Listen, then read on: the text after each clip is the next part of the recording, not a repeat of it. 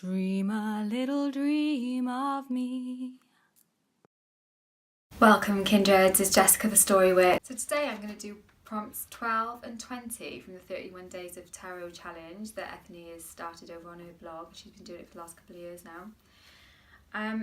They may not seem an obvious choice to batch together because they aren't next to each other, but for me those two prompts are connected. Prompt 12 is what started you reading tarot and why did you continue to read? I started reading tarot when my sister, my wonderful sister, gifted me a tarot deck back in the early 2000s, and that was when I started to read.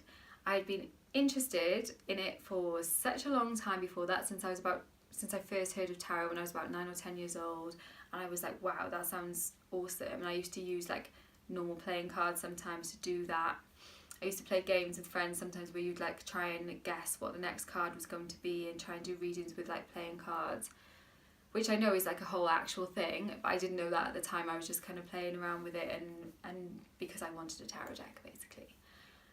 So yeah, I got my first deck then and I started to read, and straight away I was getting information that was brilliant and really helpful for me. I didn't read for other people obviously straight away. I read for myself just for a long time first, and for my sister and for friends and things, but not, no paying clients then for quite a while. But because that information that I was getting was so useful and so helpful, I continued, and that's what kept me going up until now. And so my interest has definitely continued since then. Almost, well gosh, yeah, 15, almost 20 years later now, so yeah. And the reason I wanted to put number 20 in with this one is because that is share a tarot myth that you used to believe and why you stopped believing it. And the reason that I didn't get a deck until the early 2000s, and I didn't get one when I was a teenager, is because I really believed that myth that you should never buy your own deck, that you should always have your deck gifted to you from somebody else. And obviously now looking back and I think, wow, what a load of bullshit, why did I believe that? But there is something very magical about cards, and there is something very special about them, and I kind of thought that meant that the rules that people bandy around, that you must do this with them, you must not do that with them, were also magical and special.